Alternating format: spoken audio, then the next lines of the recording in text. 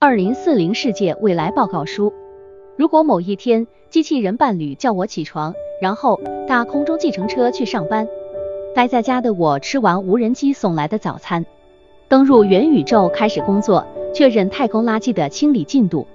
中午，我拿出 AI 健康管家调配的营养原料， 3D 列印出健康的午餐。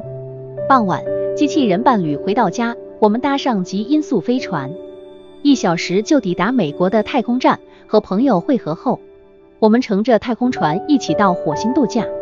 透过介绍正在全面颠覆人类生活的领域，本书将帮助读者以不同角度看未来，消除对未知的恐惧，抓住前所未有的机会。未来，原智人将活在想象力和科技结合创造出来的新世界。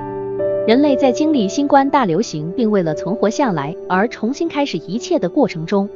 迎来了前所未有的大变革。这场大流行使得原本就已经出现的变化趋势提前了将近20年。虽然这个快速的变化引起了许多混乱，但对未来学家们而言，能看到处处发生着变化且未来提前到来是件令人激动不已的事。因为这些学者们可以亲眼见证自己所预测的未来正在一个个化为现实。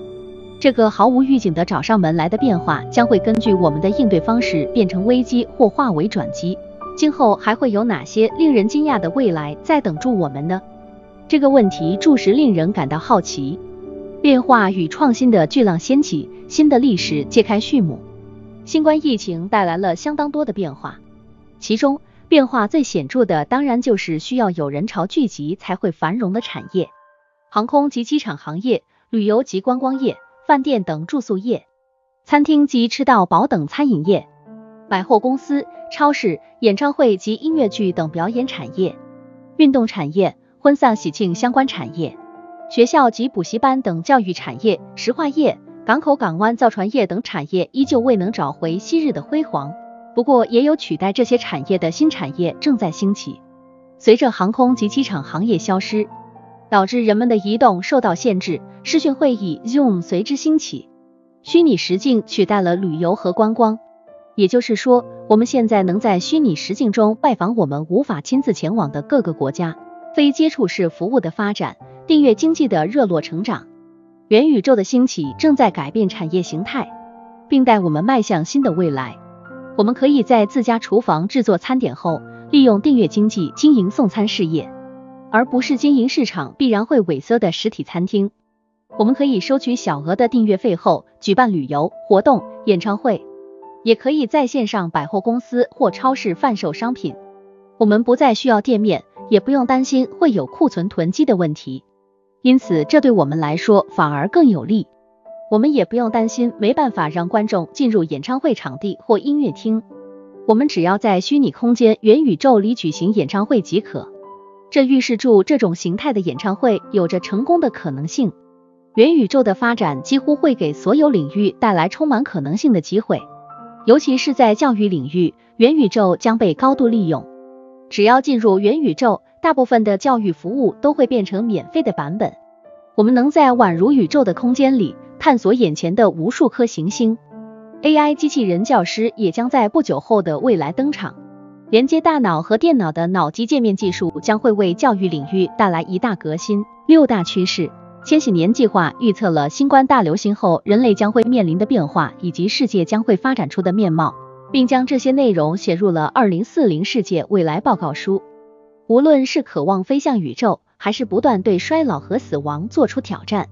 人类一直都向往超越极限，而科技的发展让我们得以亲眼见证人类梦想和想象的世界逐渐化为现实。我们经历了新冠大流行与文明巨变，并迎来了与过去截然不同的世界。想象力和科技将相互结合，创造出新的世界。而本书把今后将活在这个新世界的新人类称为原智人 Meta Sapiens。为了预测原智人将活在什么样的世界，本书整理出了将成为新文明轴心的6个原趋势 Meta-Trend： 太空时代、与机器人共生、元宇宙、终结衰老、克服气候危机、ESG 管理。随着太空发展时代正式启动，太空产业正在成为美国、中国、俄罗斯和欧洲角逐的战场。一直以来高度关注生物技术并引领各种研究的全球最顶级 IT 企业的巨头们，现在正纷纷投身于太空产业，并不断扩大版图。在不久后的将来，人类将会到太空度假并移居到外太空。AI 机器人的发展也正在取得显著的创新，能看护失智老人或充当护理辅助员的类人形机器人格蕾丝 Grace 等各式各样的伴侣机器人已变得相当普及。从事曾被认为是人类专利的艺术活动的机器人，与人类做爱的机器人也早已问世。机器人教师、机器人护士、机器人厨师、机器人调酒师、机器人配送、机器人自动驾驶汽车人机共生已成了不可抗拒的现实。今后，人类将与机器人相爱，与机器人合作，在机器人的照料下，跟机器人一起生活。存在于现实世界和虚拟世界交汇之处的元宇宙开启了创新世界的大门，这里包含所有的虚拟世界、扩增实境、NewNet 等新网络。这些网络将会像30年前的全球资讯网改变产业格局。因此，至2030年，最值得我们关注的就是虚拟化身经济。人类将不再只以一种身份固定在某一个地方生活，人类将进入各种虚拟空间，选择性地展现出符合自己个性的自我，并透过虚拟化身活在这些空间里。在元宇宙时代，打造虚拟化身和数位物件是表达自我的主要方式，因此虚拟化身将变得与现实世界中的自我一样重要。我们真的无法克服被认为是人类宿命的衰老和死亡吗？随着科学技术以干细胞研究和基因编辑技术这两个与延长生命有关的代表产业为开端高度发展，人类变得有可能实现长久以来渴望能长生不死的梦想。定制婴儿 Designer Baby， 人体冷冻、脑机界面技术、数位孪生、超人类正在探索各种能延缓衰老、延长生命的方法。如果能把思维和精神上传到电脑，那人类永生将不再只是电影中的想象。即使有惊人的新科技问世，如果地球消失、人类灭绝的话，那一切也只是徒劳。虽然人类正因为新冠疫情处于混乱之中，但会造成这种现象的根本原因是气候变迁。举例来说，2021年7月，一场热浪席卷了北美大陆，